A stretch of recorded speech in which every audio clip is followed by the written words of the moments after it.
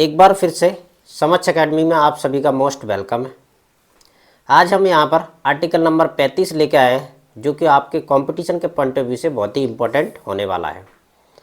Article number 35 में हम जो भी इम्पोर्टेंस है, उसके जो भी ऑब्जेक्टिव है और उसका मीन्स क्या है, ये सभी यहाँ पर आज हम समझेंगे। और पार्लियामेंट की जो भी पावर है उसको भी यहाँ पर हम समझने की पूरी कोशिश करेंगे, जिससे क्या है हमारे कोई भी पॉइंट यहाँ पर छूटेगा नहीं, जो कि हमें ऐसा लगे कि हमारा जो क्वेश्चन है वो बन नहीं रहा है। इसके लिए हम आर्टिकल नंबर 35 को हम डीपली यहाँ पर स्टडी करेंगे। जो भी यहाँ पर पॉइंट दिए गए वो बेसिकली लक्ष्मीकांत प्लस एनसीईआरटी की जो बुक है उन सभी को मैंने निचोड़ करके स्लाइड को यहाँ पर बनाया है। और मोस्टली मैंने क्या है सिंपल वर्ड्स का यहाँ पर यूज किया है, जिससे क्या है लोगों के ये समझ में आए या स्टूडेंट के ये समझ में आए कि इस वर्ड्स का मीन्स क्या होता है। सिंपल लैंग्वेज का यहाँ पर यूज करते हुए हम आर्टिकल नंबर 35 को यहाँ पर समझने की पूरी कोशिश करते हैं। चलिए लेट्स स्टार्ट करते हैं।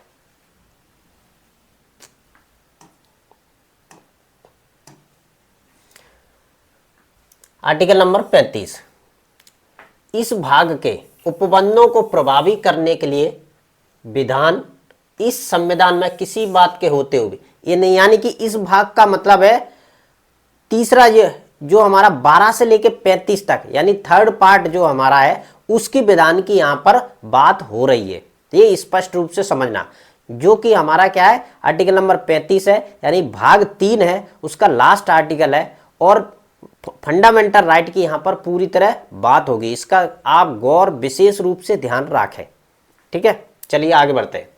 यानी कि संविधान में किसी बात के होते हुए भी यहाँ पर का क्या कहता है, संसद को शक्ति हो गई, यानी कि संसद को क्या होगी पूरी तरह पावर होगी और किसी भी राज्य के विधानमंडल को शक्ति नहीं होगी। यानी कि संविधान ने पूरी तरह कह दिया कि ओनली संसद को यह पावर होगी और विधानमंडल को बिल्कुल भी नहीं होगी। यहां पर क्लियर कट बात की गई है, किसी भी तरह घुमा फिराकर बात यहां पर नहीं की है। यानी कि संसद, हमारी जो संसद है दिल्ली में स्थित है, उसको पूरी तरह पावर दे दी गई है। चलिए और आगे देखते क्या यहां पर है। चलिए अनुच्छेद 16 के खंड 3, पूरी बात को यहां पर हमें समझ के एक एक स्टेप बाय स्टेप आगे बढ़ना है। अनुच्छेद 32 के खंड 3, अभी जो यहां पर जैसा स्क्रीन पे आपको दिख रहा है, इनका मीन्स मैं आगे आपको बताऊंगा। अभी थोड़ा सा हम यहां पर रीड कर लेते हैं।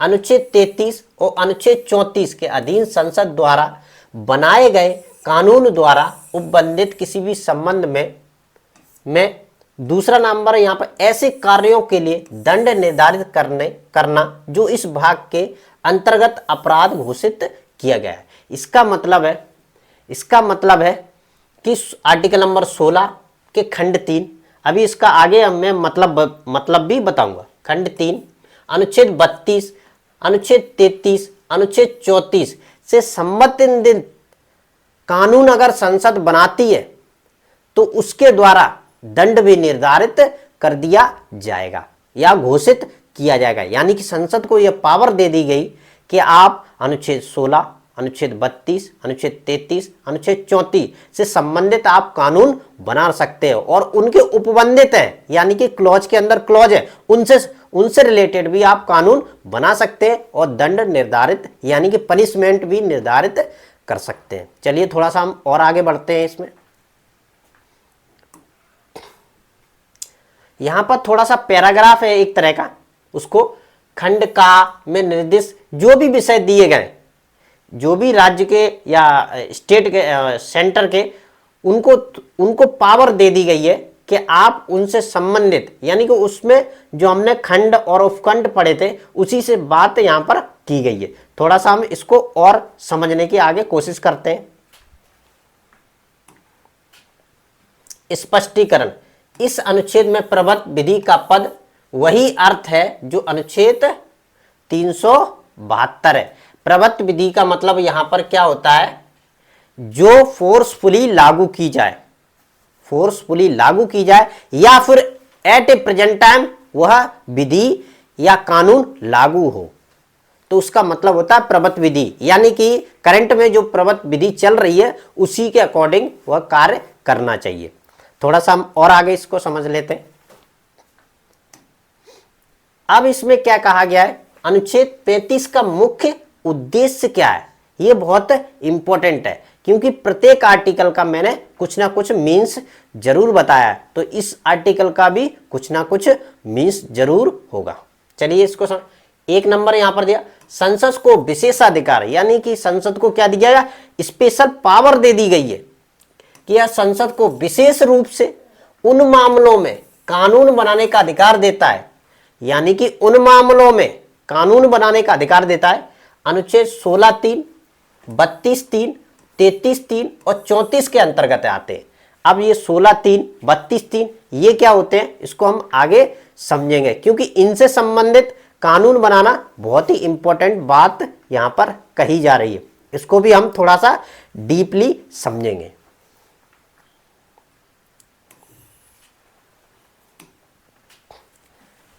अब यहां पर देख लेते हैं अनुच्छेद, मैंने पहले भी अभी आपको बताया कि ये 16(3), 32(3) इनका क्या मीन्स है, यहां पर उसको भी हम समझते हैं।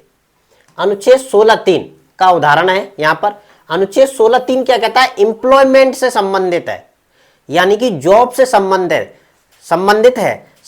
संसद को यह पावर दी गई है कि जॉब से संबंधित कोई भी एक कानून बना सकती है, और उसमें क्या कर सकती है कि निवास, यानी कि जहां आपका जन्म स्थान है उससे संबंधित वह शर्त रख सकती है, यानी कि ऐसा प्रावधान वह बना सकती है। चलो और थोड़ा सा हम समझ लेते हैं। यहां पर जैसा शर्त, संसद को यह अधिकार है कि वह किसी भी विशेष क्षेत्र, यानी किसी भी विशेष क्षेत्र राज्य के लिए सरकारी नौकरियों में स्थानीय निवास या डोमिसाइल से संबंधित प्रावधान बना सके।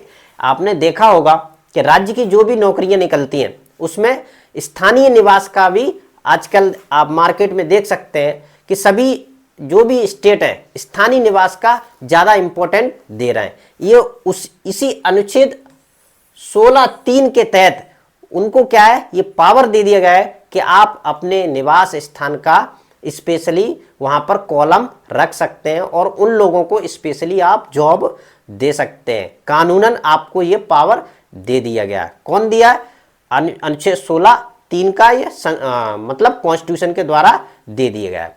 अब इसमें क्या उदाहरण है, इसका एक एग्जाम्पल के द्वारा भी हम इसको समझ सकते। जम्मू कश्मीर के विशेष क्षेत्र, यानी अनुच्छेद 370 हटने से पहले, यानी कि आर्टिकल नंबर 370 हटने से पहले वहां पर क्या है, सरकार के पास ये पावर था कि वहां के जो लोग हैं उन्हीं लोगों को जॉब दे सकते थे।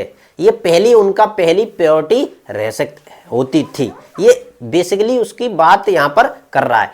अभी भी ऐसा भी है कि जो भी राज्य की जो भी जॉब निकलती है वहां पर राज्य का निवासी होना बहुत जरूरी माना जाता है और मांगा भी जाता है, जिससे क्या उन लोगों को जॉब में प्रायोरिटी दी जा सके। आज की डेट में भी सभी राज्यों में यह नियम लागू हो रहा है। ज्यादातर मोस्टली जो राज्य सरकार है इस नियम को फॉलो कर रही है।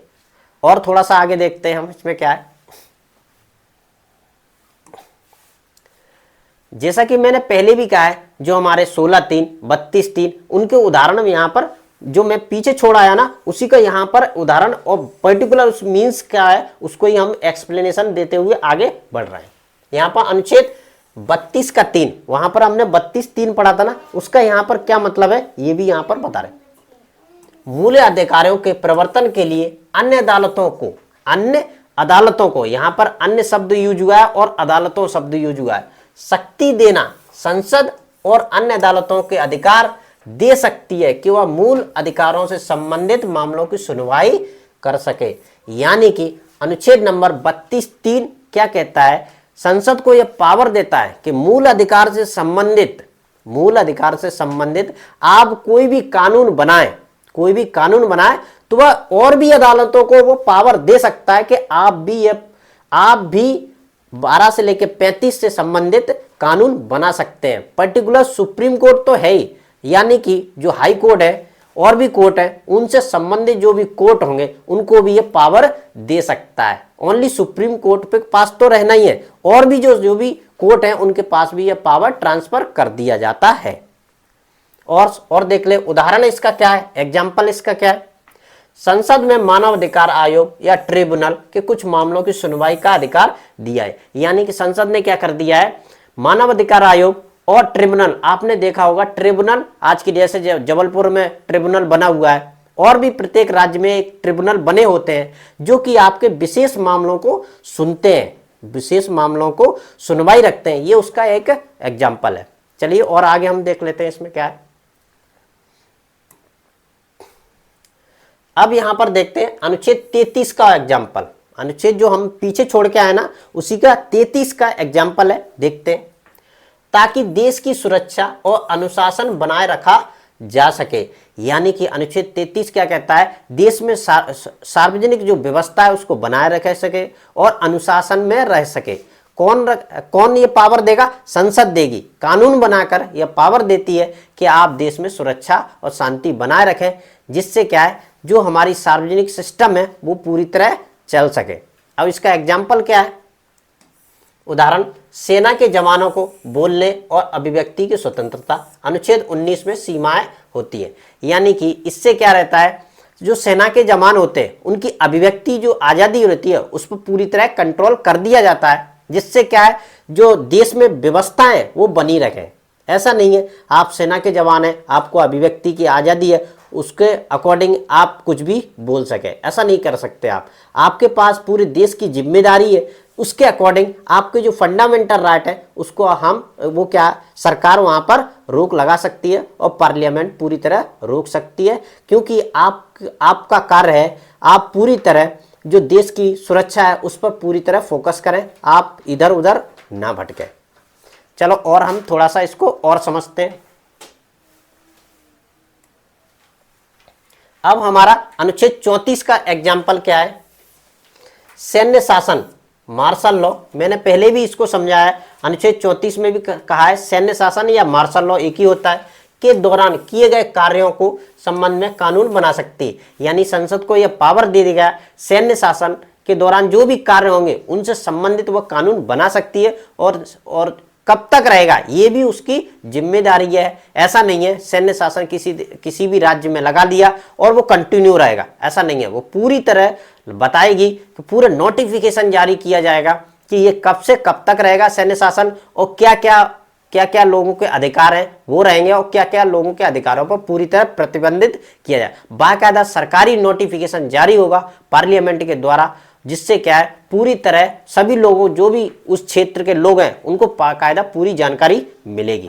अब इसका ऐसा कब हुआ था इसके बारे में भी पूरी यहाँ पर समझते हैं। उदाहरण है 1971 में, यानी कि 1971 में क्या कहा, भारत पाकिस्तान के युद्ध के दौरान, यानी भारत और पाकिस्तान के युद्ध के दौरान सीमावर्ती क्षेत्रों में सैन्य अधिकारियों को विशेष शक्तियां दी गई थी। यानी कि 1971 में जब भारत पाकिस्तान का युद्ध हुआ था तो उस क्षेत्र में जो सैन्य अधिकारी थे उनको स्पेशल पावर दे दी गई, और वहां से जो लोग थे उनको कह दिया गया आप साइड में हो जाएं या फिर आप यहां से चले जाएं, क्योंकि हमें विशेष पावर दी गई है, क्योंकि देश की यहां पर सुरक्षा की बात पूरी तरह हो रही है। तो क्या रहता है उसमें जो अधिकारी होते हैं अपने विशेष पावर का यूज करते हैं और वहां पर मार्शल लॉ लगा देते हैं पूरी तरह, और उस क्षेत्र को अपने कब्जे में ले लेते हैं, और उनके अकॉर्डिंग पूरी सार्वजनिक व्यवस्थाएं हैं, प्रशासनिक कार्य है वो पूरी तरह होते हैं।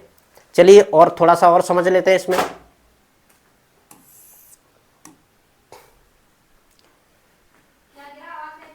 मूल अधिकारों का संरक्षण, यह सुनिश्चित करता है कि मूल अधिकारों के प्रावधान प्रभावी रूप से लागू हो और उनका उल्लंघन ना हो। लेकिन यह सुनिश्चित भी करता है कि आपके जो मूल अधिकार है उनको प्रावधान को पूरी तरह लागू किया जाए और उन पर किसी भी तरह का कोई उल्लंघन ना हो। और भी थोड़ा सा हम इसको समझ लेते हैं।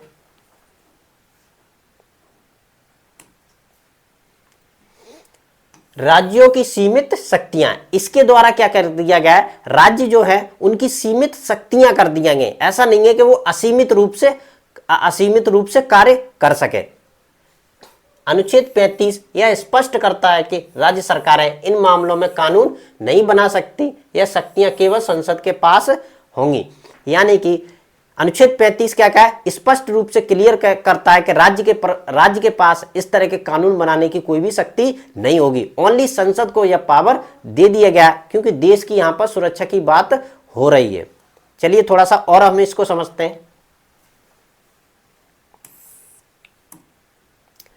राष्ट्रीय सुरक्षा और कल्याण, अनुच्छेद 33 और 34 के तहत संसद को सशस्त्र बलों या पुलिस व अन्य सुरक्षा सेवाओं के सदस्यों को मूल अधिकारों को सीमित करने के लिए कानून बनाने का अधिकार है ताकि राष्ट्रीय सुरक्षा सुनिश्चित की जाए। यानी अनुच्छेद 33 और 34 जो कि राष्ट्रीय सुरक्षा से संबंधित है, जो भी हमारी जितनी भी सेनाएं हैं उनके मौलिक अधिकारों को क्या वो सीमित कर सकती है, क्योंकि यहाँ पर राष्ट्रीय सुरक्षा की यहाँ पर बात हो रही है। इसलिए संसद को यह पावर दिया गया है कि आर्टिकल 33, 34, 35 से संबंधित आप क्या कानून बना सके और इनसे जो भी लोग प्रभावित होंगे उनके सभी के क्या फंडामेंटल राइट है, उनको क्या है आप प्रतिबंधित कर सके या फिर एक सीमा तक उनकी हद बना दें कि आप इस सीमा तक रह सकते हैं। ऐसा नहीं है आपके फंडामेंटल राइट है तो आप कुछ भी बोल सके, ऐसा बिल्कुल भी नहीं है। तो ऐसा यहाँ पर क्या राष्ट्रीय सुरक्षा की बेसिकली बात यहाँ पर हो रही है। चलिए थोड़ा सा और समझते हैं इसमें। अब इसका इंपॉर्टेंस क्या है, ये हमें बहुत समझने की बहुत जरूरत है। पहला क्या है, राष्ट्रीय एकता, यानी कि देश में राष्ट्रीय एकता बनी रहे। ऐसा नहीं है जिससे क्या है ऐसा हो कि आप किसी भी तरह गलत इंफॉर्मेशन पास आउट करें जिससे क्या हमारी राष्ट्रीय एकता प्रभावित हो सकती है। इसीलिए पूरी तरह इस पर प्रतिबंध लगाए गए। यह अनुच्छेद सुनिश्चित करता है कि मूल अधिकारों से संबंधित कानून राष्ट्रीय स्तर पर समान रूप से लागू हों। यानी कि यह क्या करता है, जो नेशनल लेवल पर क्या है मूल अधिकार है, उनसे संबंधित कानून अगर बनता है तो उनके अधिकारों की पूर्ण रूप से रक्षा की जाती है। लेकिन ऐसा भी कभी कभार होता है, किसी भी क्षेत्र में अगर मार्शल लॉ लागू है तो वहां पर आपके मूल अधिकारों को साइड में कर दिया जाता है और वहां पर क्योंकि देश की सुरक्षा की यहां पर बात होती है। दूसरा यहां पर है कानूनी स्थिरता, यानी कि देश में क्या है कानूनी स्थिरता बनी रहे, यानी कि ज्यादा उथल पुथल किसी भी तरह की ना हो, पर्टिकुलर सभी कानून के अकॉर्डिंग कार्य होने चाहिए। संसद को अधिकार देकर यह सुनिश्चित किया गया है कि संवैधानिक प्रावधानों को दुरुपयोग ना हो। जो संवैधानिक प्रावधान है, संवैधानिक जो पोस्ट हैं, उनका किसी भी तरह से दुरुपयोग ना किया जा सके। संसद को अगर ऐसा लगता है किसी भी पोस्ट का दुरुपयोग किया जाता है तो वो कानून बनाकर उसके खिलाफ कार्रवाई कर सकती है और संवैधानिक जो मूल्य है उनको बचाए रखा जा सकता है। उनके जो दुरुपयोग है उनको किसी भी तरह होने ना दिया जाए, यानी कि देश में कानून व्यवस्था पूरी तरह बनी रहे और सही तरीके से उनका वे हो और पालन किया जा सके। और थोड़ा सा हम समझते हैं।